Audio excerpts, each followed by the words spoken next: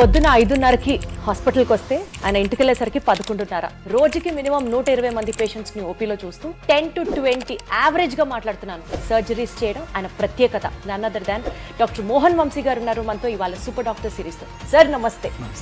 ఎలా మీ ప్రాక్టీస్ లో this philosophy is my driving force అని మీరు నమ్మే ఫిలాసఫీ ఏంటి సార్? ఏమి ట్రీట్మెంట్ చేయలేనప్పుడు కూడా చాలాసార్లు పేషెంట్ కొంచెం ఓపిక్గా వాళ్ళతో సానుభూతితో మాట్లాడితే వాళ్ళు చాలా కాలం బతికేస్తారు. ఎక్కడ స్టార్ట్ అవుతుంది సార్ క్యాన్సర్? క్యాన్సర్ అనేది మన శరీరంలో ఉన్న కోట్లాది కణజాలంలో అప్రతీతంగా పెరిగిపోవటాన్ని క్యాన్సర్ అంటారు. మేల్ కి కూడా బ్రెస్ట్ క్యాన్సర్ వస్తుందా సార్? వచ్చండి, మెన్లో కూడా బ్రెస్ట్ క్యాన్సర్ వస్తుంది. అంటే పెద్దవాళ్లకు ఉన్నంత ట్రీట్మెంట్ కష్టాలు చిన్నపిల్లలకు ఉండవా సార్ క్యాన్సర్ కి సంబంధించి? రోగనిరోధక శక్తి చాలా బాగుంటుంది. పిల్లల్లో సైడ్ ఎఫెక్ట్స్ చాలా తక్కువగా ఉంటాయి. అంటే నిద్రకి క్యాన్సర్ కి కూడా సంబంధం ఉందంటారు. అయితే నిద్రపోతే క్యాన్సర్ రాదు. మంచి నిద్ర అంటే ఎలా ఉంటుంది సార్? నాకు తెలియదు. మోహన్ వంశీ గారి డైట్ సీక్రెట్ ఏంటి? నాకున్న ఒకే hobby become a great chef. Oh my God, that's wonderful, that's wonderful. Even cervical cancer కూడా ఆడవాళ్ళలో ఎక్కువగా ఉంటున్నాం సార్. అవునండి, సర్వైకల్ క్యాన్సర్ ఇన్సిడెన్స్ తగ్గుతుందండి ఇప్పుడు. బికాస్ ఆఫ్ ది పౌడర్ వేసుకుంటే క్యాన్సర్ రావడం ఏంటి సార్? అంటే ఇంటిమేట్ గా ఆ ఇన్నర్స్ లోపల వచ్చే అవకాశం ఎక్కువగా ఉంటుంది. ఒక పేద వ్యక్తికి క్యాన్సర్ వస్తే వెయిట్ చేయాల్సిందేనా సార్? మనం అనుకునే కోరిక అదొకటే. చాలా ఎక్స్పెన్సివ్ అండి, treatment is very expensive. Cancer treatment కి ఇన్సూరెన్స్ ఇస్తారు. అన్ని రకాల క్యాన్సర్ ట్రీట్మెంట్స్ కూడా ఇన్సూరెన్స్ కవర్ అవుతుంది. సైన్ చేశారా మీరు ఇన్సూరెన్స్ పాలసీ కట్టినప్పుడు? చిన్నపిల్లలు మీకు ఇన్సూరెన్స్ ఇస్తారు ఇప్పుడు. అందులో చిన్న లెటర్స్, స్మాల్ లెటర్స్ లో చాలా ఉంటాయి. అవన్నీ చదవకుండా మనం చివరిలో సంతకం పెట్టేస్తాం. అందులో చాలా ఉంటాయి, తెలియక సైన్ చేసి తీసుకుంటూ ఉంటారు. సార్ ఎస్పెషల్లీ విమెన్ లో ఇన్నర్ వేర్ ఉండడం వల్ల కానీ బ్రెస్ట్ క్యాన్సర్ రావడానికి ఆస్కారం ఎక్కువ ఉంది. లేదు మేడం, దానికి దీనికి సంబంధం లేదు. Not at all. మీ డ్రీమ్ ఏంటి sir? I achieved everything whatever I wanted. Pediatric hospital కట్టాలని ఒక కోరిక. Any kid walking into this hospital should get free treatment. ఇది ఒకటే కోరిక.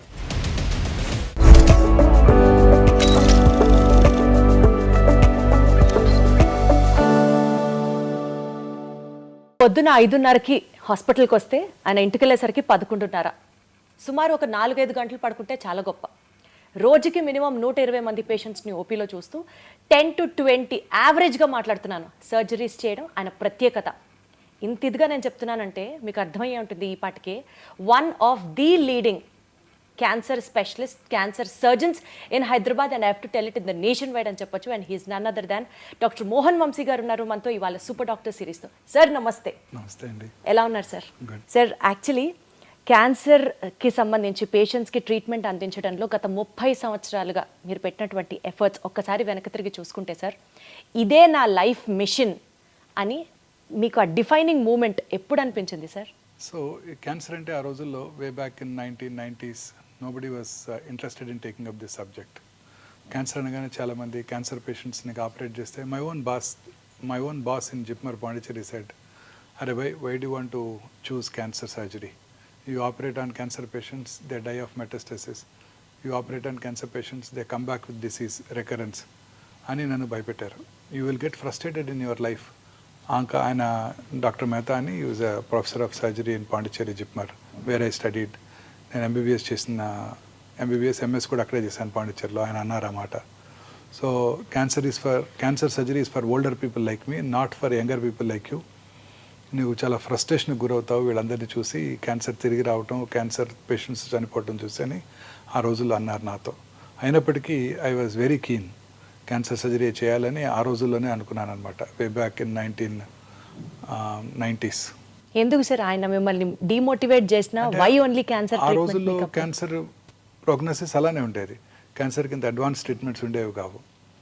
సో ఆ రోజుల్లో అక్కడ పాండిచేరిలో క్యాన్సర్ ఇన్సిడెన్స్ కూడా చాలా ఎక్కువ ఉండేది. క్యాన్సర్ పేషెంట్స్ ఎక్కువగా జిప్మార్ పాండిచేరికి వచ్చేవాళ్ళు అనమాట. So it was challenging, it was very challenging. Major surgeries, 6 to 8 hour surgeries, ఒక ఆర్గన్ని తీసేయటం, ఆ తర్వాత వాళ్ళని జాగ్రత్తగా రేడియేషన్, కీమోథెరపీ ఇవ్వడం చాలా ఛాలెంజింగ్గా ఉండేది. So that was very interesting to me. So అందుకే ఎంఎస్ అయిపోగానే ఇమీడియట్గా నేను ఆర్డీఆర్ క్యాన్సర్ ఇన్స్టిట్యూట్ ఎంట్రన్స్ రాసి అక్కడ సీట్ తెచ్చుకోవడం. MCH surgical oncology prestigious institute in the country, cancer institute ఆర్డీఆర్లో నేను నా పోస్ట్ గ్రాడ్యుయేషన్ చేయడం జరిగింది. Sir cancer treatment, cancer prognosis మీరు చెప్పినట్లు చాలా ఛాలెంజింగ్గా ఉన్నప్పటికీ ఈక్వల్గా టైరింగ్గా కూడా అనిపించిందా సార్ ఎప్పుడన్నా? Very tiring madam. చాలాసార్లు చాలా ఫ్రస్ట్రేటింగ్గా కూడా ఉంటుంది. ఎంతో కష్టపడి ఆపరేషన్ చేస్తాము, దానికి కీమోథెరపీ ఇస్తాము, రేడియోథెరపీ ఇస్తాము, ఫస్ట్ ఫాలోఅప్లోనే జబ్బు తిరిగి రావడం జరుగుతుంది. మా సీనియర్ సర్జన్ ఒక ఆయన చెప్పారు, the unpredictable biological behaviour of the cancer makes the most predictable treatment unpredictable. అంటే మనం ఎంతో కష్టపడి ఆ క్యాన్సర్ బిహేవియర్ ఎలా ఉంటుందంటే మనం అసలు ప్రెడిక్ట్ చేయలేము. ఎంతో కష్టపడి దానికి మనం వైద్యం చేసినప్పటికీ కూడా తిరిగి వస్తుంటాయి. అప్పుడు చాలా ఫ్రస్ట్రేటింగ్గా ఉంటుంది, డిప్రెసింగ్గా కూడా ఉంటుంది. ఏంటి సార్ యూజువల్గా ఒక పేషెంట్ బాధతో డాక్టర్ దగ్గరికి వస్తారు, కానీ డాక్టర్కి కూడా డిప్రెషన్ ఉంటుంది, డాక్టర్ కూడా ఫ్రస్ట్రేటెడ్గా ఫీల్ అవుతారు, డాక్టర్ కూడా స్ట్రెస్ ఫీల్ అవుతారు అని చాలా తక్కువ మంది అర్థం చేసుకుంటారు. Quite stressful to doctors and cancer surgeons. Absolutely sir, I agree. చాలాసార్లు తిరిగి వచ్చినప్పుడు వాళ్ళకన్నా మాకు ఎక్కువ బాధ ఉంటుంది. అంటే వాళ్ళకు ఉండదని కాదు, మాకు కూడా డిప్రెసింగ్గా ఉంటుంది. రిపోర్ట్ వచ్చినప్పుడు వాళ్ళు పోస్ట్ ఫాలోఅప్ వస్తారు, మార్నింగ్ వాళ్ళని ఎగ్జామిన్ చేసి స్కాన్ రాయడం జరుగుతుంది. ఆ స్కాన్ రిపోర్ట్ తీసుకొచ్చినప్పుడు మేము కూడా మనసులో అమ్మో దేవుడా వీడికి వీడికి రికరెన్స్ రాకూడదు అనుకొని ఓపెన్ చేస్తుంటాం రిపోర్ట్. మేము కూడా మాకు కూడా చాలా టెన్షన్తో ఉంటుంది. ఎట్లా sir, how do you deal with all this stress sir? Being a doctor, ఇంకొకళ్ళకి ఆన్సర్ చెప్పాలి, ఈక్వల్గా మీకు స్ట్రెస్ ఉంటుంది, మీలో కూడా హ్యూమన్ యాంగిల్ ఉంటుంది. డెఫినెట్గా apart from all these things ఒక వందల సంఖ్యలో పేషెంట్స్ ని రోజు చూస్తూ ఉంటారు. ఏంటి సార్ మీకు మోటివేషన్ ఫ్యాక్టర్ ఏంటి? How do you de-stress your self? మనకి ఇది I enjoy this profession. So మనకు ఒక బాధ అంటూ ఏముండదు. ఇప్పుడు if you don't like some profession and you have to work, మనం పని చేయాలంటే మనకి స్ట్రెస్ఫుల్గా ఉంటుంది. ఇది నాకు పని చేయడమే హాబీ. నాకు ఇది స్ట్రెస్ఫుల్గా ఉండదు. ఇది రోజు మార్నింగ్ ఓపీకి వెళ్ళి 100 పేషెంట్స్ చూస్తే నాకు చాలా హ్యాపీగా ఉంటుంది. That it self is meditation for me. This is what the younger generation has to learn from you sir. 8 o'clock ఓపీకి వెళ్తే 1 o'clock అయ్యే వరకు టైం తెలియదు. కడుపులో కొంచెం ఆకలి స్టార్ట్ అయితే 1 o'clock అప్పుడు 1 అయిందా అని టైం చూస్తాను. అద్భుతం సార్, అందుకనే మీరు దేవుడు. టైం తెలియదు మాకు. Right sir. చూస్తూనే ఉంటాను హ్యాపీగా. సార్ పాండిచ్చేరి నుంచి మీరు చేసినటువంటి ఇంటర్నేషనల్ స్టడీస్, అక్కడ ప్రాక్టీస్ చేయడం, ఆ యూనివర్సిటీస్కి వెళ్ళడం, ఫ్రాన్స్ కూడా వెళ్ళి చదువుకున్నారు. సో నేషనల్ వైడ్ అండ్ అంటే గవర్నమెంట్ హాస్పిటల్స్లో పనిచేశారు మీరు, ఇంటర్నేషనల్ హాస్పిటల్స్లో మీ వర్క్ ఎక్స్పీరియన్స్ ఉంది. అక్కడ నుంచి కమింగ్ బ్యాక్ టు ఒమేగా, ఈ మొత్తం మీ యొక్క సైకిల్ చూసుకుంటే సార్, మీ కెరియర్ సైకిల్ చూసుకుంటే, వన్ బిలీఫ్ మీ ప్రాక్టీస్లో, this philosophy is my driving force అని మీరు నమ్మే ఫిలాసఫీ ఏంటి సార్? సో ఏమీ ట్రీట్మెంట్ చేయలేనప్పుడు కూడా చాలాసార్లు పేషెంట్ కొంచెం ఓపిక్గా వాళ్ళతో సానుభూతితో మాట్లాడితే, డెఫినెట్గా వాళ్ళ కాన్ఫిడెన్స్ని గెయిన్ చేస్తే వాళ్ళు చాలా కాలం బతికేస్తారండి. వాళ్ళకి ట్రీట్మెంట్ ఇవ్వలేకపోయినా చాలు, వాళ్ళకి ధైర్యం చెప్పి, నమ్మకం చెప్పి, వాళ్ళకి మనం ఆ డిసీజ్ని ఫేస్ చేసేటట్టు చేయగలిగితే వాళ్ళు చాలా కాలం బతికేస్తారు. చాలాసార్లు లేట్ స్టేజ్ క్యాన్సర్ పేషెంట్స్లో ట్రీట్మెంట్ ఏముండదు. చాలామంది చెప్తారు, నువ్వు కొన్ని వారాలు బతావు, కొన్ని నెలలు బతావు, ఇంటికి వెళ్ళిపోమని. మన దగ్గరికి వచ్చినప్పుడు వాళ్ళు ఎంతో ఆశతో వచ్చినప్పుడు వాళ్ళకి ఎంతో ధైర్యం చెప్పాలి మనం. ఈ క్యాన్సర్ నేను ఒకటి గట్టిగా నమ్ముతానండి, పేషెంట్ కనుక డాక్టర్ మీద నమ్మకం ఉంటే ఖచ్చితంగా ట్రీట్మెంట్ తీసుకోకపోయినా గెలిచేస్తాడు ఆయన. What is important is that confidence, that faith. అది ఉండాలి పేషెంట్కి. ఫెయిత్ కనుక ఉంటే ఖచ్చితంగా గెలుస్తారండి. రేపు పొద్దున చనిపోయేవాడికి కూడా మీ అబ్బాయి అమెరికా నుంచి ఒక వైద్యం మెడిసిన్ తెప్పించారని చెప్పి తులసి తీర్థం నోట్లో పోయండి, ఆయన చాలా కాలం బతుకుతాడు. ఈ నమ్మకమే మోస్ట్ ఇంపార్టెంట్. ఆ నమ్మకం అనేది చాలా ఇంపార్టెంట్. ధైర్యంగా ఉంటే దేన్నైనా జయించవచ్చు. మానసికంగా మనం ధైర్యంగా ఉంటే ఏ ప్రమాదాన్నైనా నివారించవచ్చు. సో అన్ని జబ్బులకి మూల కారణం ఈ మానసిక అశాంతత, మానసికంగా ప్రశాంతితో లేకపోవటం, ఇదే మూల కారణం అండి. అందుకనే సార్ మీరు సర్జరీ చేసిన పేషెంట్స్ని మీ హాస్పిటల్స్లో పొద్దున వెళ్ళి విజిట్ చేస్తారు, సాయంత్రం వెళ్ళి పలకరిస్తారు, ఖచ్చితంగా డాక్టర్ గారు వచ్చి మాతో మాట్లాడతారు, అదే మాకు ధైర్యం అని చెప్తూ ఉంటారు అందరూ. చాలా మంది చెప్తారు ఈ మాట. ఖచ్చితంగా చూడాలి వాళ్ళని. పేషెంట్కి ప్రతి ఫాలోఅప్లో కూడా చూస్తాను. 20 ఏళ్ల తర్వాత వాళ్ళు వచ్చినా ఖచ్చితంగా నేనే చూస్తాను. అద్భుతం సార్, అందుకనే మీరు పేషెంట్స్ పాలిట దేవుడు. అంతే, వాళ్ళందరూ నాకు బాగా గుర్తుంటారు, వాళ్ళ పేర్లు కూడా గుర్తుంటాయి, వాళ్ళు ఎవరి నుంచి వచ్చారో గుర్తుంటారు, వాళ్ళ ఫ్యామిలీ మెంబర్స్ కూడా గుర్తుంటారు. అడుగుతాను, మీ హస్బెండ్ రాలేదేంటి, వాళ్ళు మీ సన్ రాలేదేంటి అని. మా బాబోయ్, అసలు hats off sir, hats off మీకు. సార్ ఇన్ని లక్షల మంది పేషెంట్ స్టోరీస్లో one patient story which is still ringing in your mind, and అసలు ఆ పేషెంట్ కోసం మీరు చాలా కష్టపడ్డారు, ఎఫర్ట్స్ పెట్టారు, అండ్ యూ మేడ్ ఇట్ అని చెప్తే ఏ ఎక్స్పీరియన్స్ మీ కెరియర్లో షేర్ చేసుకుంటారు? చాలా మంది పేషెంట్స్ ఉంటారండి అలా. Every day is a challenge. చాలా మంది పేషెంట్స్ ఉంటారు. If you have to name one single which is close to your heart, ఇవాల్టికి కూడా పేషెంట్కి మనసు పెట్టి చేస్తాం. అలా ఉంటే అదర్వైజ్ చాలా మనసు పెట్టి ఆ పేషెంట్కి ట్రీట్మెంట్ చేయాలి, ఆ పేషెంట్కి ఎంతో డెఫినెట్గా ఈ patient has to win over the cancer అని మనం ఎంతో కష్టపడినా కూడా ఆ పేషెంట్ తనకున్న మానసిక అశాంతి వలన వీ లాస్ట్ హిమ్. అలాంటి గుర్తుంటాయి. ఫీల్ అయ్యారా సార్ అలాంటివి? చాలాసార్లు ఫీల్ అయ్యాను. ఒక ఇన్సిడెన్స్ చెప్పండి సార్. అంటే we can't name him, but ఒక యంగ్ మ్యాన్ కండి, ఈ had a man is a male breast cancer patient. ఎంతో ప్రేమతో ఎంతో ఓపిక్గా అతనితో కూర్చొని అతనికి మనం ఎంతో కష్టపడి నేను మా టీం అంతా కలిసి ట్రీట్మెంట్ ఇచ్చాం. చాలా వరకు గెలిచారు. కొన్నాళ్ళ తర్వాత కొంచెం రికరెంట్ స్టార్ట్ అయింది. అప్పుడు he became very tense, he became I don't know, he had lot of mental disturbance. దాంతో అతను చాలా డిస్టర్బెన్స్కి లోనై then he went off somewhere, he went to another centre in US and all that. So that was quite depressing అండి. సో మీరు కూడా చాలా ఫీల్ అయ్యారా సార్? డెఫినెట్గా తిరిగి వచ్చినప్పుడు ఫీల్ అయ్యాము. అతని పాపం మానసిక ప్రశాంతత లేకపోవడం వలన వి లాస్ట్ హిమ్.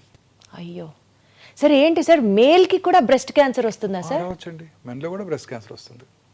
ఎట్లా సార్? అసలు ఎప్పుడు వినలేదు మెన్లో కూడా బ్రెస్ట్ క్యాన్సర్. బ్రెస్ట్ టిష్యూ మన మెన్లోను స్త్రీల్లో కూడా ఉంటుంది. స్త్రీలలో వాళ్ళ స్త్రీల హార్మోన్స్ వల్ల బాగా డెవలప్ అవుతుంది, పురుషుల్లో అది డెవలప్ అవ్వదు. సో పురుషుల్లో కూడా రావచ్చు బ్రెస్ట్ క్యాన్సర్. చాలాసార్లు నెగ్లెక్ట్ చేయబడుతుంది. పురుషుల్లో నాకెందుకు వస్తుందని అశ్రద్ధ చేస్తుంటారు, అందువల్ల అశ్రద్ధ చేయబడుతుంది. పురుషుల్లో ఫ్యాట్ టిష్యూ కూడా ఉండదు, అందువల్ల డైరెక్ట్గా మజిల్లోకి వెళ్ళిపోతుంది, తొందరగా లేట్ స్టేజ్కి పాకిపోతుంది. అయ్యో. సో అందుకే పురుషులు చాలా కేర్ఫుల్గా ఉండాలి.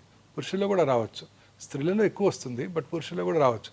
పురుషుల్లో కూడా నిప్పుల కింద కానీ ఏరియాల కింద కానీ గడ్డ కనుక ఉన్నట్టయితే అశ్రద్ధ చేయకుండా వెంటనే డాక్టర్ దగ్గరికి చూపించుకోవాలి. సార్ నాకు ఇది ఒక బిగ్గెస్ట్ టేక్ అవే ఇవాళ మన ఇంటర్వ్యూకి. పురుషుల్లో కూడా బ్రెస్ట్ క్యాన్సర్ రావచ్చు. అమ్మ బాబోయ్, వస్తుంది, చాలా కామన్గా చూస్తుంటాం. అమ్మ బాబోయ్, నెలకి 1-2 కేసులు ఖచ్చితంగా చూస్తుంటాను ఇప్పటికీ. బాబోయ్. సార్ అసలు క్యాన్సర్ గురించి మాట్లాడుకుందాం సార్. క్యాన్సర్ అనేది ఎక్కడ స్టార్ట్ అవుతుంది సార్? అసలు ఒక పేషెంట్ చాలా హెల్దీ లైఫ్ స్టైల్ ఫాలో అవుతాడు, ఫ్యామిలీ హిస్టరీలో అసలు ఆ జెనెటికల్గా క్యాన్సర్ వచ్చే సూచనలే కనిపించవు, బట్ స్టిల్ అతనికి క్యాన్సర్ రావచ్చా? రావచ్చు. ఎక్కడ స్టార్ట్ అవుతుంది సార్ క్యాన్సర్? క్యాన్సర్ అనేది మన శరీరంలో ఉన్న కోట్లాది కణజాలంలో ఏదో ఒక కణం అప్రతీతంగా పెరిగిపోవటాన్ని క్యాన్సర్ అంటారు. నార్మల్గా బాడీలో రెగ్యులేటరీ మెకానిజమ్స్ ఉంటాయి. ముక్కు ఈ సైజ్ దాకా వచ్చి ఆగిపోతుంది, చెవి ఇక్కడ దాకా పెరిగి ఆగిపోతుంది. క్యాన్సర్ ఆ రెగ్యులేటరీ మెకానిజమ్స్ దాటి పెరిగిపోతూ ఉంటుంది. ఒక సెల్ 2 సెల్స్ అవుతుంది, 2 4 అవుతాయి, 4 8 అవుతాయి, 8 16 అవుతాయి, అలా ఎక్స్పోనెన్షియల్గా పెరిగిపోతూ ఉంటుంది. పెరిగిపోవటమే కాకుండా పక్కన ఉన్న నార్మల్ కణజాలంలోకి ఇన్వేట్ చేస్తుంది, ఆక్రమించేస్తుంది. పక్కన బోనున్న కూడా తినేస్తుంది. పక్కనున్న రక్తనాళాల ద్వారా, లింఫ్ నాళాల ద్వారా శరీరంలో ఇతర భాగాలకు పాకిపోతుంటుంది. అది క్యాన్సర్ అంటే. Body cannot control it, body cannot regulate it. మన బాడీలో ఉన్న ఒక 22,000 ప్రోటాన్ కోడింగ్ జీన్స్ ఉంటాయి. అందులో ఒక 500 to 600 ఆన్కో జీన్స్ అంటే క్యాన్సర్ కారక జన్యుల్ని సైంటిస్టులు ఐడెంటిఫై చేశారు. ఈ 500-600 జీన్స్లో వచ్చే మ్యుటేషన్స్ కారణంగానే క్యాన్సర్ వస్తుంది అని ఇప్పుడు సైంటిస్టులు గట్టిగా నమ్ముతున్నారు కూడా. సో అందుకే ఇప్పుడు అన్ని రకాల క్యాన్సర్స్కి జెనెటిక్ ప్రొఫైలింగ్ చేస్తున్నారు. ఏ జెనెటిక్ మ్యుటేషన్ వల్ల ఈ క్యాన్సర్ వచ్చింది, ఆ జెనెటిక్ మ్యుటేషన్ ఐడెంటిఫై చేసి ఆ జెనెటిక్ మ్యుటేషన్ని టార్గెట్ చేసే మెడిసిన్స్ కూడా ఇప్పుడు అందుబాటులోకి రాబోతున్నాయి. ఇంకా స్టిల్ రిసర్చ్ స్టేజ్లోనే ఉంది. రిసర్చ్ స్టేజ్లో ఉంది. ఫ్యూచర్ అంతా ఇలానే ఉండబోతోంది. ప్రతి క్యాన్సర్ పేషెంట్కి ఏ మ్యూటేషన్ వల్ల ట్రీట్మెంట్ ఈ జబ్బు వచ్చింది ఐడెంటిఫై చేసి ఆ మ్యూటేషన్ని టార్గెట్ చేసే డ్రగ్స్ని కనుక మనం ఇవ్వగలిగినట్టయితే ఆ క్యాన్సర్ని కంట్రోల్ చేయడానికి అవకాశం ఉంటుంది. అచ్చా, ఓకే. సో ఇలా ఏదో ఒక మ్యుటేషన్ వల్ల మన బాడీలో మ్యుటేషన్స్ వస్తూనే ఉంటాయి. ప్రతి నార్మల్ ఇండివిజువల్ కూడా మ్యుటేషన్స్ జరుగుతూనే ఉంటాయి. కానీ ఆ మ్యుటేషన్స్ నలిఫై చేసే కెపాసిటీ మన బాడీ ఇమ్యూన్ మెకానిజమ్స్కి ఉంటుంది. మన ఇమ్యూన్ మెకానిజమ్స్ ఎప్పుడైతే దెబ్బతిన్నప్పుడో, మన ఇమ్యూనిటీ తక్కువగా ఉన్నప్పుడో ఆ మ్యుటేషన్స్ టేక్స్ అప్పర్ హ్యాండ్, పై చేయి తీసుకుని అవి క్యాన్సర్గా మారతాయి. అసలు మ్యుటేషన్ ఎందుకు జరుగుతుంది సార్ బాడీలో? తెలియదు, బాడీలో జరుగుతూ ఉంటుంది మ్యుటేషన్స్. దానికి మనకేం సంబంధం లేదు, that we can't control it. But ఆ మ్యుటేషన్ కంట్రోల్ చేసే కెపాసిటీ మనలో ఉంది. వండర్ఫుల్ సార్, అసలు హ్యూమన్ ఫిజియాలజీ. ఆ కెపాసిటీ మనలో ఉంది. ఆ కెపాసిటీ దెబ్బతిన్నప్పుడు ఈ cancer takes upper hand, cancer వచ్చేస్తుంది. సో ఆ మ్యుటేషన్ని నలిఫై చేసే, మ్యుటేషన్ని నిలుపుదల చేసే కెపాసిటీ మన బాడీ యొక్క రోగనిరోధక శక్తి. మన బాడీ రోగనిరోధక శక్తి ఎప్పుడు బాగుంటుంది? మనం హ్యాపీగా ఉన్నప్పుడు బాగుంటుంది. మనం ప్రశాంతంగా నిద్రపోతూ సంతోషంగా గడిపినట్టయితే ఈ జబ్బులు రానే రావు. మరి ఎట్లా సార్? ఒక మనిషి హెల్దీగా ఉన్నాడు, అతనికి ఎలాంటి సైన్స్ సిమ్టమ్స్ లేవు, బట్ స్టిల్ క్యాన్సర్ ఎలా వస్తుంది? రావచ్చు. కొన్నిసార్లు ఆ మ్యూటేషన్స్ ప్రిడామినెంట్గా ఉన్నప్పుడు రావచ్చు. చిన్నపిల్లలు ప్రశాంతంగానే ఉంటారు పాపం, వాళ్ళకి ఎటువంటి చీకు చింత లేవు, బాధలు లేవు, ఇన్కమ్ దాని గురించి ఆలోచించాల్సిన అవసరం లేదు, వాళ్ళలో కూడా క్యాన్సర్ వస్తుంది. సార్ పెద్దవాళ్ళలో వచ్చే క్యాన్సర్కి చిన్నపిల్లల్లో వచ్చే క్యాన్సర్కి వ్యత్యాసం ఏంటి సార్? చిన్నపిల్లల్లో ఎన్ని రకాల క్యాన్సర్లు ఉన్నాయి? చిన్నపిల్లల్లో జనరల్గా హిమటలాజికల్ అంటే బ్లడ్ సంబంధ క్యాన్సర్సు, నర్వస్ సిస్టమ్కు సంబంధించిన క్యాన్సర్సు, అలాగే సాఫ్ట్ టిష్యూస్ మజిల్స్లోను, అలాగే రిట్రోపెరిటోనియం, కిడ్నీ ట్యూమర్సు, న్యూరోబ్లాస్టోమర్స్ వస్తుంటాయి. పిల్లల్లో వచ్చే ట్యూమర్స్ జనరల్గా 100కు 80-90 మంది క్యూర్ అవుతాయి. క్యూర్ అయిపోతాయా సార్? పిల్లల్లో వచ్చే ట్యూమర్స్ క్యూర్ అయిపోతాయి. అండ్ పిల్లలు ట్రీట్మెంట్ కూడా బాగా విత్స్టాండ్ చేయగలరు. చాలాసార్లు అనుకుంటాం పెద్దవాళ్ళే కీమోథెరపీ తట్టుకోలేరు, పిల్లలు ఏం తట్టుకుంటారని. పిల్లలు చక్కగా తట్టుకుంటారు. వాళ్ళు ఆడుతూ పాడుతూ కీమోథెరపీ తీసుకుని వెళ్ళిపోతుంటారు, చక్కగా చదువుకుంటూ ఉంటారు కూడా హాస్పిటల్లోనే. అంటే పెద్దవాళ్ళకు ఉన్నంత ట్రీట్మెంట్ కష్టాలు చిన్నపిల్లలకు ఉండవా సార్ క్యాన్సర్కి వాళ్ళకి సంబంధించి? రోగనిరోధక శక్తి చాలా బాగుంటుంది. వాళ్ళు చక్కగా రికవర్ అవుతారు. వాళ్ళు ట్రీట్మెంట్ యొక్క సైడ్ ఎఫెక్ట్స్ బాగా తక్కువగా ఉంటాయి వాళ్ళలో. వాటిని కూడా బాగా ఫేస్ చేయగలరు వాళ్ళు. పిల్లల్లో సైడ్ ఎఫెక్ట్స్ చాలా తక్కువగా ఉంటాయండి. Nice sir. సార్ ఇప్పుడు పెద్దవాళ్ళలో క్యాన్సర్ రావడానికి మీరు అన్నట్లుగా జెనెటిక్ మ్యుటేషన్ అనేది అది అప్పర్ హ్యాండ్ ప్లే చేస్తుంది, అర్థమైంది సార్ నాకు. అది కాకుండా ఇప్పుడు మనము డైట్ రిలేటెడ్ అని చెప్పాలా, లేకపోతే smoking life style habit related అని చెప్పాలా, వైరస్ రిలేటెడ్ అని చెప్పాలా, లేకపోతే ఫైనల్లీ ఫ్యామిలీ హిస్టరీలో ఉంది కాబట్టి వీళ్ళకి కూడా వచ్చేస్తుంది అని చెప్పాలా? How do you have to see the? అన్నీ చెప్పొచ్చండి. మన బాడీలో 2 రకాల కారణాలు ఉన్నాయండి క్యాన్సర్ అవడానికి. ఒకటి జెనెటిక్ ప్రెడిస్పోజిషన్, అది మనం ఏం చేయలేము. BRCA1 BRCA2 మ్యూటేషన్ అంటారు, వినే ఉంటారు. మిస్ యాంజలినా జోలీ వారి తల్లి గారికి ట్రిపుల్ నెగటివ్ బ్రెస్ట్ క్యాన్సర్ ఉన్నట్టయితే వారు కూడా 20 లెవెల్లోనే ఆ టెస్ట్ చేయించుకున్నారు. వారికి ఆ మ్యూటేషన్ వారిలో ఉంది కాబట్టి వారు క్యాన్సర్ రాకముందే 2 బ్రెస్ట్లు 2 ఓవరీలు తీయించేసుకున్నారు. అలా రకరకాల రెట్ మ్యూటేషన్ అని మెడులరీ కార్సినోమా, థైరాయిడ్కి, ఫెమిలియల్ ఎడినోమాటస్ పాలిపోసిస్ కొని అని, కోలన్ క్యాన్సర్కి మ్యూటేషన్స్ ఉన్నాయి. ఆ మ్యూటేషన్స్ని కనుక ఉన్నట్టయితే వాళ్ళు ఖచ్చితంగా క్యాన్సర్ వస్తుంది. ఆ మ్యూటేషన్ ఐడెంటిఫై చేసి క్యాన్సర్ రాకుండా ముందుగానే సర్జరీ కూడా చేసే ఫెసిలిటీ ఉంది వాళ్ళందరికీ. ఇవి జెనెటిక్ మ్యూటేషన్స్. ఇవి కాక ఎన్విరాన్మెంటల్ ఫ్యాక్టర్స్. ఎన్విరాన్మెంటల్ ఫ్యాక్టర్స్లో ఇవి మీరు చెప్పినవన్నీ, లైఫ్ స్టైలు, అందులో ఇంక్లూడింగ్ ఫుడ్, దురలవాట్లు, తర్వాత మన చుట్టూ ఉండే ప్లాస్టిక్స్, ఎన్విరాన్మెంటల్ పొల్యూషను, ఇవన్నీ దోహదం చేస్తాయి క్యాన్సర్ రావడానికి. సో ఉదాహరణకి లైఫ్ స్టైల్ తీసుకున్నట్టయితే ముఖ్యంగా దురలవాట్లు. స్మోకర్స్లో మనందరికీ తెలుసు ఎటువంటి క్యాన్సర్స్ వస్తాయో. స్మోకింగ్ చేసిన ఫ్యూ సెకండ్స్లోనే ఆ స్మోక్లో ఉన్న, టొబాకోలో ఉన్న 400-500 కార్సినోజన్స్ అంటే క్యాన్సర్ కారక పదార్థాలు మన బ్లడ్లోకి వెళ్ళి బాడీలో అన్ని భాగాల్లోనూ క్యాన్సర్ కలగజేస్తాయి. ఆల్కహాల్ తీసుకునే వాళ్ళలో కూడా క్యాన్సర్ వచ్చే అవకాశాలు ఎక్కువగా ఉంటాయి. ఈ రెండే కాకుండా ఇంకా మిగతా దురలవాట్ల వల్ల కూడా అనేక రకాల క్యాన్సర్స్ వస్తున్నాయి. మనం తీసుకునే ఆహారము, ఈ processed foods, high fatty diet, low fibre diet, fresh fruits, greens తక్కువగా తీసుకుంటూ చాలామంది ఈ మధ్యకాలంలో ఈ కంటామినేటెడ్ ఆయిల్స్తో ప్రాసెస్డ్ ఫుడ్స్, రకరకాల ప్రిజర్వేటివ్స్, తర్వాత కలరింగ్ ఏజెంట్స్ వాడుతున్నారు. వీటన్నిటి వల్ల కూడా క్యాన్సర్ వస్తుంది. అవే కాక ఇంకా pollution, environmental pollution, automobile pollution urban ఏరియాస్లో, తర్వాత thermal power plant, asbestos industry, aluminium factories, plastic ఇండస్ట్రీలో పనిచేసే వాళ్ళలోను, సిగరెట్ టొబాకో ఇండస్ట్రీలో పనిచేసే వాళ్ళలోను, వీళ్ళందరి దగ్గర కూడా క్యాన్సర్స్ వచ్చే అవకాశాలు ఉంటాయి. ఫెర్టిలైజర్ ప్లాంట్స్లోను. సార్ ఇప్పుడు మీరు చెప్పినటువంటి రీజన్స్ అన్నిటితో పాటు ఎక్కడో విన్నాను సార్, బయటికి వెళ్తే పొల్యూషన్కి మనము పొల్యూషన్లో ఉన్నప్పుడు మనకి క్యాన్సర్ రావడానికి ఆస్కారం ఎక్కువ ఉంది because of the toxic substances. అవి కాకుండా ఇంట్లో మనం వాడే కెమికల్స్ బట్టి కూడా ఇండోర్లో ఉండే వాళ్ళకి కూడా క్యాన్సర్ రావడానికి చాలా కేసెస్ ఉన్నాయి అని విన్నాను. ఎంతవరకు కరెక్ట్ సార్ ఇది? తప్పనిసరిగానండి. అనేక రకాల కెమికల్స్, మనం వాడే టూత్పేస్ట్, మనం వాడే షాంపూస్, మనం వాడే సోప్స్, మనం వాడే ఇంట్లో వాడే food substances, floor clearance, disinfectants లో కూడా రిపెల్లెంట్స్, ఇవన్నీ మనం నేచర్తో ఫైట్ చేస్తున్నామండి. మార్నింగ్ లేవగానే synthetic toothpaste, plastic toothbrush, plastic bucket, hot water. Toothpaste కి క్యాన్సర్ కి సంబంధం ఉందా సార్? అన్ని రకాలుగానండి. అన్ని రకాల కెమికల్స్ వల్ల కూడా క్యాన్సర్స్ వస్తాయి. మనం వాడే టూత్పేస్ట్, మనం వెళ్ళి కార్లో కూర్చోగానే ఆ కార్లో ఉన్న ఇంటీరియర్, ప్లాస్టిక్ ఇంటీరియర్, ఆ స్మోక్కి ఆ ప్లాస్టిక్ మైక్రో ప్లాస్టిక్స్ అని మనం ఇన్హేల్ చేస్తాం. ప్లాస్టిక్ వాటర్ బాటిల్లో వాటర్ తాగుతాం. ఇవన్నీ కూడా క్యాన్సర్ కారకాలేనండి. సరే, అసలు ఏ తీసుకున్నా అదే. చాలాసార్లు నేను ఇవన్నీ చెప్పినప్పుడు ప్రజలు అంటుంటారు, మరి ఏం తిని బతకాలి, ఏం తాగి బతకాలని. అసలు మనిషికి ప్లాస్టిక్ కి ఎంత క్లోజ్ అటాచ్మెంట్ ఉంది సార్. ప్లాస్టిక్ లేని లైఫ్ ఊహించుకోవడం కూడా ఇంపాసిబుల్ అనిపిస్తుంది. చూడండి, మీరు పాత సినిమాలు చూసినట్టయితే, పాత ఇంగ్లీష్ సినిమాలు 30-40 ఇయర్స్ 50 ఇయర్స్ బ్యాక్ ఇంగ్లీష్ సినిమాలు చూస్తే, వాళ్ళు మార్కెట్కి వెళ్ళినప్పుడు వాళ్ళు they never carrying plastic bags, they are carrying only paper bags. వాళ్ళు పేపర్ బ్యాగ్స్ ఇలా క్యారీ చేయగదా, ఇలా పట్టుకొని తీసుకొస్తుంటారు అందులో మూవీస్లో. చూడండి, 50 ఇయర్స్ బ్యాకే అక్కడ అవేర్నెస్ స్టార్ట్ అయింది. మనం ఇంకా కూడా ప్లాస్టిక్సే వాడుతున్నాం. సార్ ఫుడ్ గ్రేడ్ ప్లాస్టిక్స్ అంటున్నాం కదా సార్. అవి ఆ ప్లాస్టిక్స్ చాలా మంచివి అని కదా సార్ వాడతారు. అలానే లేదండి, సింగిల్ యూజ్ ప్లాస్టిక్స్ అన్ని డేంజరస్ ఏనండి. బయోడిగ్రేడబుల్ ప్లాస్టిక్స్ అంటున్నాము. ఇంకా రాలేదు, ఇంకా వస్తాయంట అవి. చూడండి ఇప్పుడు కూడా మనం ఇప్పుడు మా సూపర్ మార్కెట్కి వెళ్తే మనకి ఇప్పుడు కూడా ప్లాస్టిక్ కంటైనర్తో ప్లాస్టిక్ బ్యాగ్తోనే మనకి ఇస్తున్నారు. అట్లీస్ట్ మనం ప్లాస్టిక్ బ్యాగ్ తీసుకెళ్ళినా సార్ సూపర్ బజార్స్ లో ఇచ్చేటువంటి ఆ గ్రాసరీస్ అన్ని ప్లాస్టిక్ లోనే ఫాయిల్ అయి ఉంటాయి కదా సార్. ఫాయిల్ అయి ఉంటాయి. ఇప్పుడు ఇవన్నీ స్లోగా అవన్నీ అవాయిడ్ చేయగలుగుతున్నాం కదండి. ఇప్పుడు చూడండి కొత్తగా చాలాసార్లు సూపర్ మార్కెట్లో ఈ కవర్స్ వేస్తున్నారు, మనం ఇలా క్యారీ చేసి తీసుకురావాల్సి వస్తుంది ఇప్పుడు.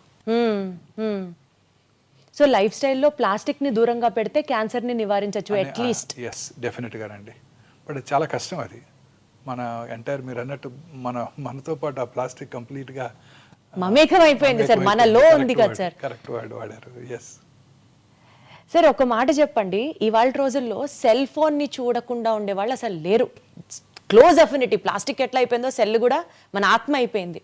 సెల్ ఫోన్ గనక ఎక్కువ వాడితే బ్రెయిన్ ట్యూమర్స్ వస్తుంది అని అంటున్నారు, అది నిజమేనా? ఎస్, ఓల్డెన్ డేస్లో ఈ పాత అంటే ఒక 10 years బ్యాక్ ఉన్న మొబైల్ ఫోన్స్లో రేడియేషన్ ఎక్స్పోజర్ ఎక్కువగా ఉండేది. ఇప్పుడున్న కొత్త ఫోన్స్లో ఆ రేడియేషన్ ఎక్స్పోజర్ లేదండి. దీనివల్ల బ్రెయిన్ ట్యూమర్స్ వచ్చే అవకాశాలు చాలా తక్కువ. ఇంతకుముందు ఉన్న ఫోన్స్ ఒక 10-15 years back cell phone start అయినప్పుడు వచ్చిన ఫోన్స్లో అది ఉండేది. పెరోటిడ్ ట్యూమర్స్ అలాగే బ్రెయిన్ ట్యూమర్స్ వచ్చే అవకాశాలు ఎక్కువగా ఉంటాయని అబౌట్ 2014లో WHO గైడ్లైన్స్ కూడా జారీ చేయడం జరిగింది. పిల్లలకి ముఖ్యంగా సెల్ ఫోన్స్ అవాయిడ్ చేయాలని కూడా వాళ్ళు చెప్పడం జరిగింది. అంటే సార్ ఇప్పుడు ఉన్నటువంటి స్మార్ట్ ఫోన్స్ అనాలా, కాస్ట్లీ ఫోన్స్ అనాలా? Smart phones. సో అంటే తక్కువ ఫోన్స్ లో ఇప్పటికీ రిస్క్ ఉంది? లేదండి, తక్కువే ఉంది రిస్క్. ఆ generation of phones have been now discontinued. So పర్వాలేదు, ఫోన్ వాడితే బ్రెయిన్ ట్యూమర్ అయితే రాదు అంతవరకు. కానీ ఫోన్ వాడితే ఇంకా చాలా ప్రమాదాలు ఉన్నాయండి. మీరు రాత్రిపూట మొబైల్ స్క్రీన్ చూస్తూ పడుకున్నారనుకోండి, రాత్రి 10 దాకా 11 దాకా, అది ఆ బ్లూ లైట్ మిమ్మల్ని డిస్టర్బ్ చేస్తుంది.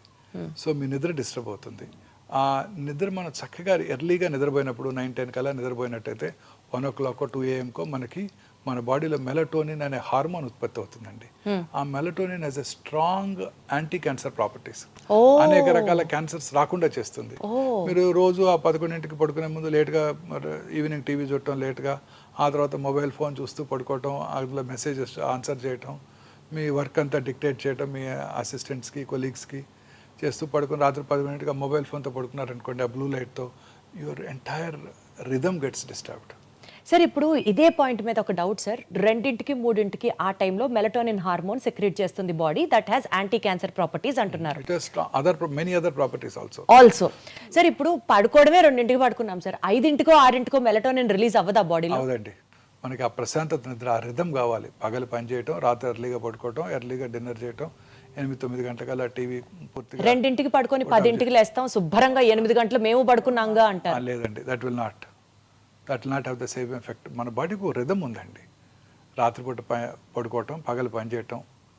సో పగలు చక్కగా 8 నుంచి సాయంకాలం 5 దాకా పడుకుంటాం, మెలటోనిన్ ఉత్పత్తి అవుతుందంటే అవ్వదా సార్? అవ్వదు. సో ఈ రాత్రిపూట పనిచేసే వాళ్ళందరిలో కూడా క్యాన్సర్ వచ్చే అవకాశాలు ఎక్కువగా ఉంటాయి. క్యాన్సరే కాదు, blood pressure, coronary artery disease వచ్చే అవకాశాలు కూడా ఎక్కువగా ఉంటాయి. బ్రెస్ట్ క్యాన్సర్ వచ్చే అవకాశాలు స్త్రీలలో ముఖ్యంగా ఈ రాత్రిపూట అంతా BPO కంపెనీస్లో పనిచేస్తుంటారు, టాల్ టవర్స్లో, వెల్ లిట్ టవర్స్లో, వాళ్ళలో అసలు మెలటోనిన్ ఉత్పత్తి అవ్వదు, వాళ్ళకి క్యాన్సర్స్ వచ్చే అవకాశాలు, అనేక రకాల ఎలిమెంట్స్ వచ్చే అవకాశాలు కూడా చాలా ఎక్కువ. అంటే నిద్రకి క్యాన్సర్కి కూడా సంబంధం ఉందంటారు అయితే? నిద్రపోతే క్యాన్సరే రాదు. సంతోషం, మంచి నిద్ర అంటే ఎలా ఉంటుంది సార్? ఈ జనరేషన్ అడిగే క్వశ్చన్ అది. నాకు తెలీదు, నేను పడుకునే సరికి 11:30 అయిపోతుంది. క్యాన్సర్ ని చూసే డాక్టర్కే నిద్ర లేదు 4-5 hours అంటే ఎట్లా సార్ మరి? బట్ స్టిల్ ఆ 4-5 hours మీరు సాటిస్ఫాక్షన్ తో, కంటెంట్మెంట్ తో పడుకుంటారు. సో మీ నిద్రకు అసలు ప్రైస్లెస్. లేదండి, అందులో కూడా కాల్స్ వస్తాయి, పేషెంట్స్ ఫోన్ చేసేస్తుంటారు. మీరు ఆన్సర్ చేస్తారా సార్? అర్ధరాత్రి కూడా చేస్తాను. అర్ధరాత్రి కూడా చేస్తారా సార్? ఆ ఫోన్ స్పెషల్గా హాస్పిటల్ ఫోన్ ఉంటుంది, రాత్రిపూట కాల్ వచ్చిందంటే ఖచ్చితంగా కాల్ చేస్తాను. మరి ఎట్లా సార్ మీకు నిద్ర ఎట్లా? మాకు అలవాటు అయిపోయిందండి. సర్జన్స్ అంతా అంతే, ఫోన్ తీసుకోవడం వెంటనే పడుకుంటాం మేము. మాకు ఆ ప్రాబ్లం లేదు. ఓకే సార్, ఇప్పుడు యూజువల్గా అంటూ ఉంటారు కదా, అన్నం తిన్న తర్వాత ఆర్ ఏ మీల్ తీసుకున్న తర్వాత అన్న డెజర్ట్ తినడం అనేది ఒక లైఫ్ స్టైల్, కొత్తగా వచ్చినటువంటి ఒక habit and people are addicted to it. ఆ మాటలో మాట్లాడితే ఆర్టిఫిషియల్ స్వీట్నర్స్ లైక్ ఆస్పర్టమ్ కానివ్వండి, సుక్రలేస్ కానివ్వండి, ఇలాంటి ఆర్టిఫిషియల్ స్వీటనర్స్ వల్ల క్యాన్సర్ వస్తుంది అన్నది నిజమా లేకపోతే అబద్ధమా? నిజమే. అనేక రకాల ఎలిమెంట్స్ ఇంక్లూడింగ్ కిడ్నీ ఎలిమెంట్స్ కూడా ఈ ఆర్టిఫిషియల్ స్వీట్నర్స్ వస్తుంటాయి. నేను చాలా సార్లు నా ప్రోగ్రామ్స్లో చెప్పాను, అన్ని రకాల ఆర్టిఫిషియల్ స్వీట్నర్స్ అండ్ షుగర్ కూడా తగ్గించేయాల్సిందే. షుగర్ కి డైరెక్ట్ గా క్యాన్సర్ కి రిఫైన్డ్ షుగర్ అనేక రకాల ఎలిమెంట్స్ కారణం అండి. సో దాని బదులు ఫ్రూట్స్ లో ఉండే షుగర్ ద్వారా మనకు ఆ కార్బోహైడ్రేట్ రిక్వైర్మెంట్ వస్తే చాలా బాగుంటుంది. ఈ complex carbohydrates are far superior to the simple sugars. ఇప్పుడు ప్లెయిన్ రైస్ ఉందనుకోండి, ఇట్స్ ఎ సింపుల్ షుగర్. దాన్ని ఫెర్మెంట్ చేసుకుని ఇడ్లీ దోశలాగా తిన్నాం అనుకోండి, it's a complex carbohydrate. So complex carbohydrates వలన ఆ షుగర్ స్పైక్స్ ఉండవండి. సో గ్లూకోజ్ స్పైక్స్ ఉండవు, ఇన్సులిన్ రెసిస్టెన్స్ డెవలప్ అవ్వదు. సో వాళ్ళు అన్ని రకాల ఎలిమెంట్స్ వచ్చే అవకాశాలు కూడా తక్కువగా ఉంటాయి.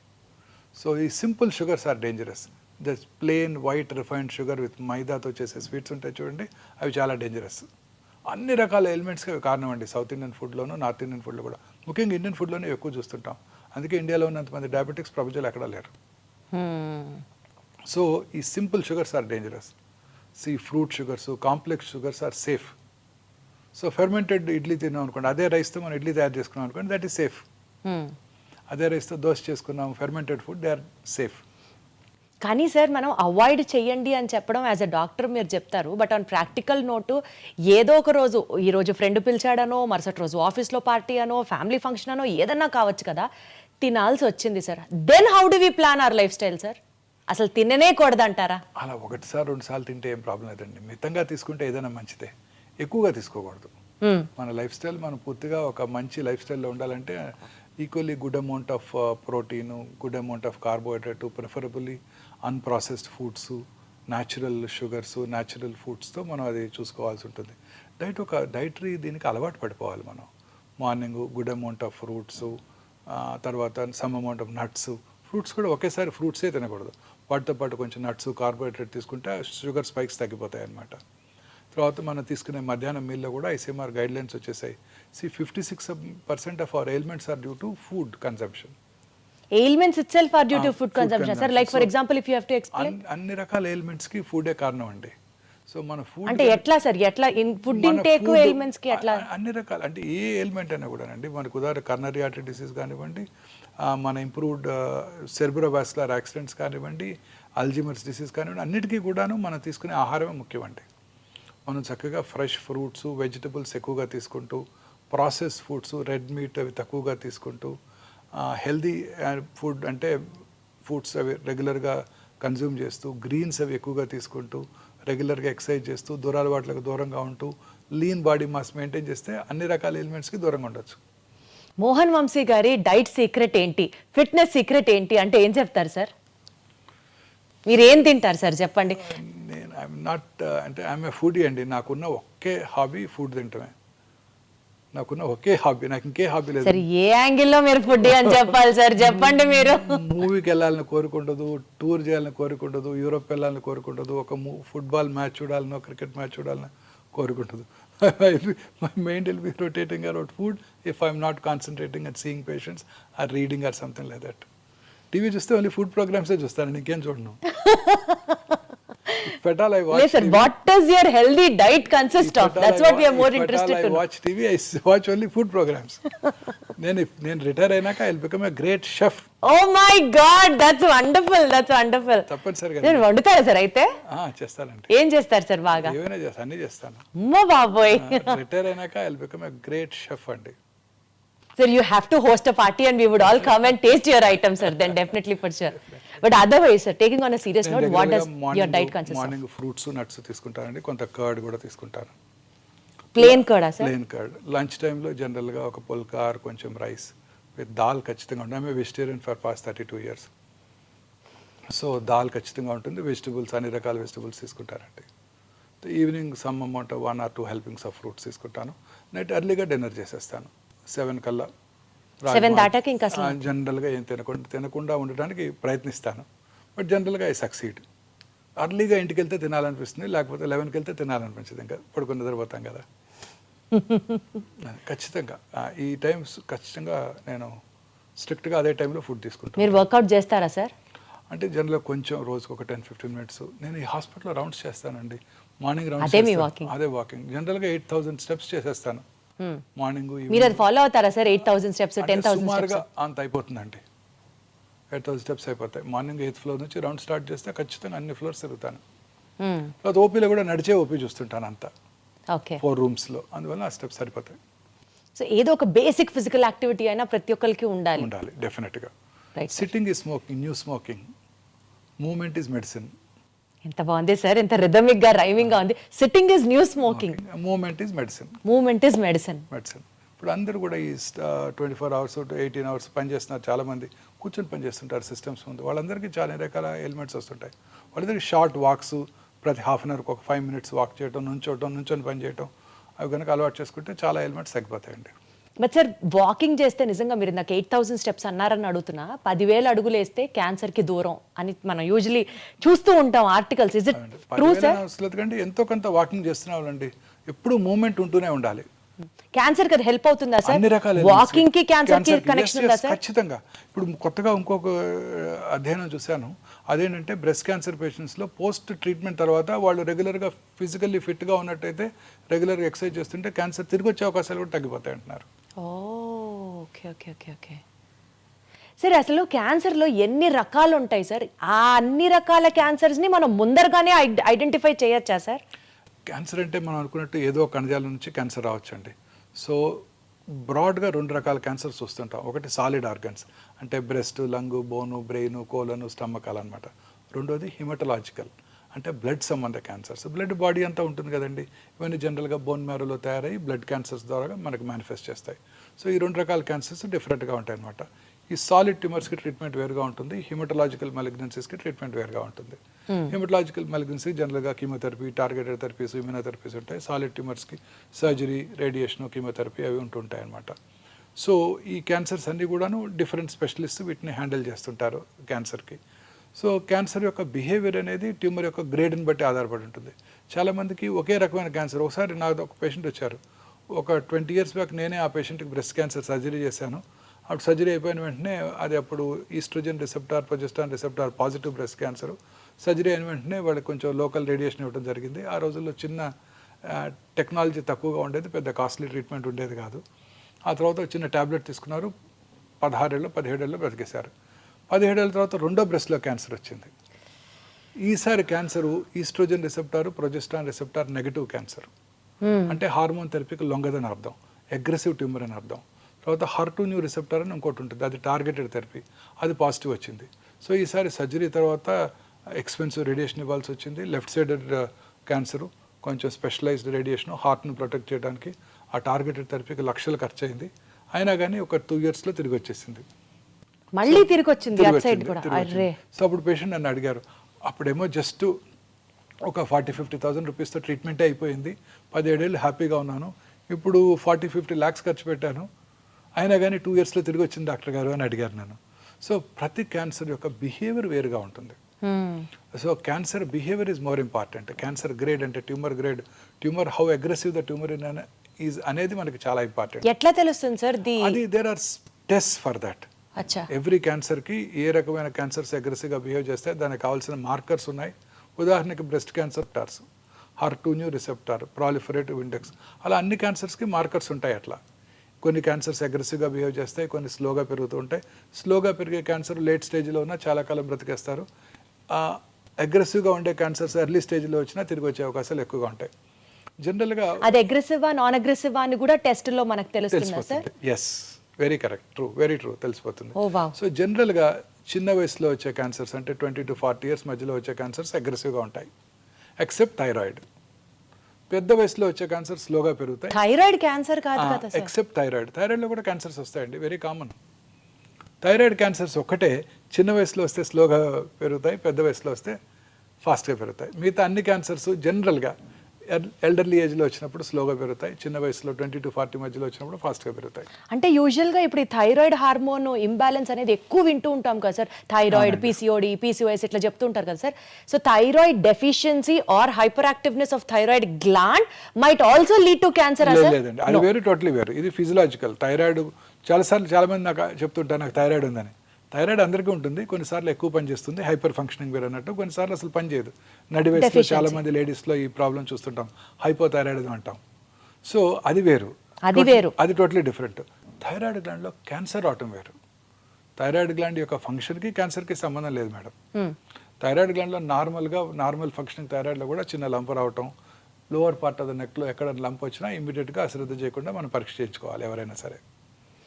సార్ ఇందాక మీరు అన్నట్లుగా జీన్ మ్యూటేషన్ టెస్ట్ అని అన్నారు చూడండి, అంటే ఫ్యూచర్లో పలానా వ్యక్తికి క్యాన్సర్ వస్తుందా అని కూడా మనం ముందుగానే టెస్ట్ చేసుకొని చేయొచ్చా సార్? ఏజ్ నుంచి చేయొచ్చు అది? మొన్న మధ్య Zerodha CEO mister Nikhil Kamath mister bill gates podcast చేశారు. అప్పుడు ఆయన అడిగారు మా యంగ్ ఆంటర్ప్రినర్స్కి మీరు ఇచ్చే సలహా ఏంటి, వారి హెల్త్ ఎలా మెయింటైన్ చేసుకోవాలని. ఆయన ఏమన్నారు, నేను రెగ్యులర్గా స్క్రీనింగ్ చేసుకుంటాను, ఎవ్రీ ఇయర్ టెస్టులు చేయించుకుంటాను, రొటీన్ టెస్ట్ అన్ని రకాల టెస్టులు చేయించుకుంటాను, అండ్ వైటమిన్స్ రెగ్యులర్గా తీసుకుంటున్నాను because there is no downside. రీసెంట్గా ఒక టెస్ట్ వచ్చింది, ఈ టెస్ట్ కనుక చేయించుకున్నట్టయితే నెక్స్ట్ ఫ్యూ ఇయర్స్లో క్యాన్సర్ వచ్చేది లేనిది నేను ముందే తెలుసుకోవచ్చు. ఈ CT scan, PET CT scan, PET MR పట్టుకోకముందే నేను ఈ కొత్త టెస్టులు క్యాన్సర్ రావడానికి ముందుగా పసిగట్టేస్తాయి. ఆ టెస్ట్ కూడా నేను రెగ్యులర్ చేయించుకుంటున్నాను. అమెరికాలో insurance companies cover that. I don't no, it's an expensive test. ఇండియాలో మీ ఇన్సూరెన్స్ కంపెనీస్ కవర్ చేస్తాయో లేవో నాకు తెలియదు అని కూడా ఆయన అన్నారు.